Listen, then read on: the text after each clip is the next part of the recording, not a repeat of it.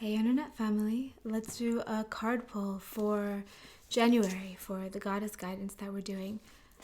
Here's the same card deck that I'm using, the Goddess Power Oracle by Colette Baron-Reid. So far we've done this for 3 to 4 months. 4 months, and we've pulled the same goddess twice already, which I love it when that happens.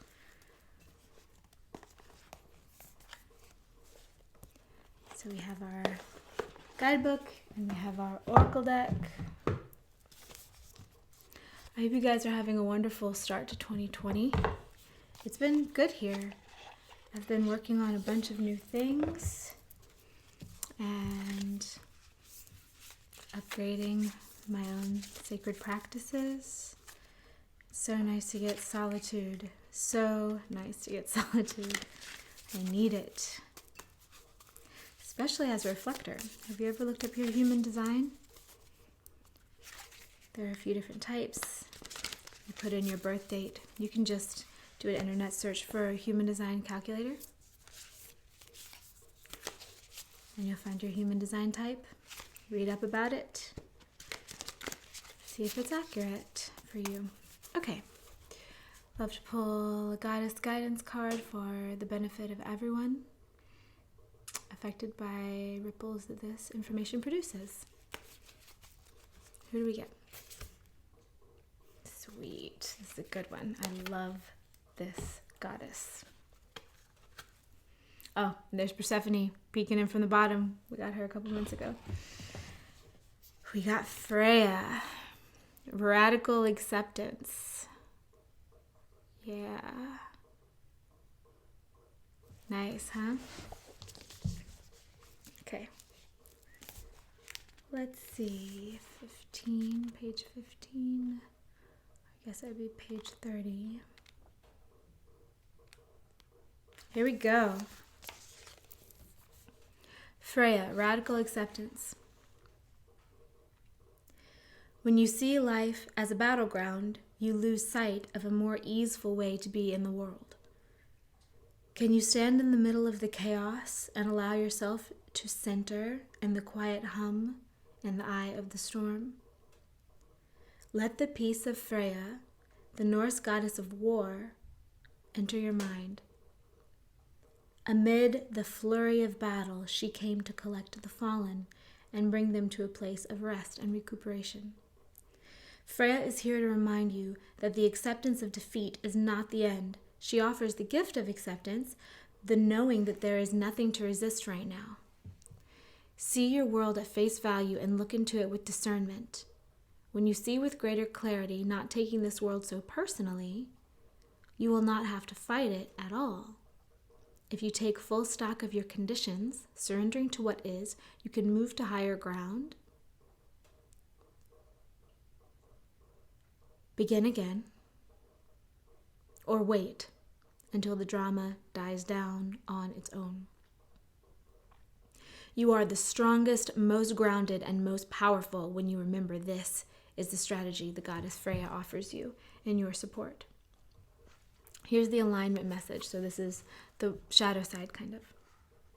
Failure and disappointments are parts of life that few want to accept. Perhaps a job you want doesn't come through, a lover you thought was the one betrays your hopes and expectations, or maybe your kids are acting out. Maybe a long-term creative project didn't yield the success you dearly hoped for, or perhaps you were hurt by someone for no apparent reason. Goddess of war and radical acceptance, Freya says, have no fear, this is only temporary. Now is not the time to linger in perceptions of low self-worth! Exclamation point. Your alignment task is to accept the truth wholeheartedly and see your situation exactly for what it is. She will bring you to a place of surrender where you have time to heal. Freya knows that you will emerge stronger and wiser. Only good will come of this. Trust the goddess Freya is watching over you. Now is not the time to linger in perceptions of low self-worth. That's a great one. And you know what I find is true confidence will be a great vetting system for your reality too. So my camera has shifted around a bit. Let's change that. Okay. Yeah, so Freya, I have definitely had a lot of interaction with over the years. She's the goddess of the Valkyries, and funny, I haven't talked about it much publicly yet, but I'm working on a new book from the perspective of a Valkyrie, something I've been working on up here at the cabin. And yeah, I like Freya a lot. I pulled her for a whole year one time from another deck. I remember I was in Salem, Massachusetts doing some work on a spiritual level, and it was during my birthday, and she's who I pulled for my birthday card that year, and I love her energy. I love her nobility. I love her strength.